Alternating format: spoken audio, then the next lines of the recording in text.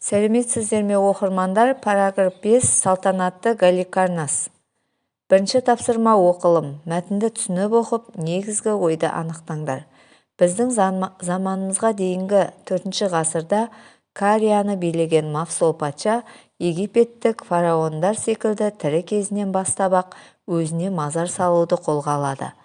Галикарнас қаласында тұрғызылған бұл кесенені салуға ең атақты сәулетшілер мен мүсіншілерді алдырады.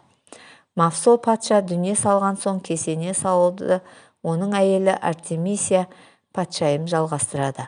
Құрылыс біздің заманымызға дейін 350 жыл бұрын аяқталды. Оның сыртқы бейнесі сол кездегі үздік сәулет үлгілерінің біріне жатады.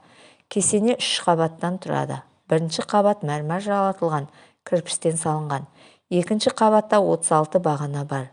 Жоғары бөлігінде 4 атты арбада отырған Мафсол патша мен оның жұбайының мүсіні орналасқан. Кесененің атағы жер жарғаны соншалық, ғалымдар оны ерте замандағы 7 кереметтің қатарына қосады. 18 ғасырда кесене жер сілкінісінен қирайды. Түріктер осы жерді иемденген соң мұнда қазіргі Бодрум бекінісі салынады.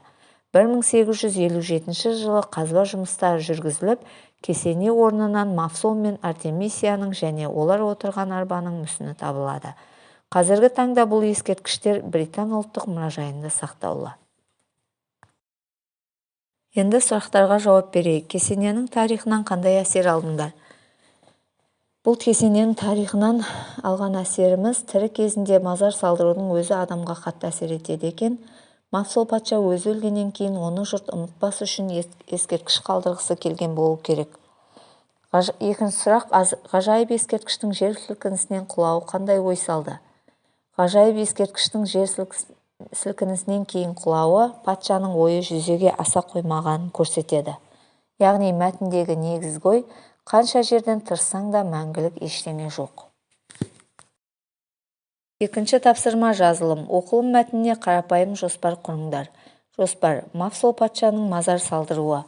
Патша ісін Артемисия ханымның жалғастыруы. Кесене құрылымы. Кесененің 7 ғажайыптың бірі саналуы. Кесененің қирауы. Үшінші тапсырма. Оқылым мәтіні негізінде 4-5 сөйлем жазып, жеке сөздердің және бірге бөлек дефис арқылы жазылатын сөздердің емлесін түсіндіріңдер.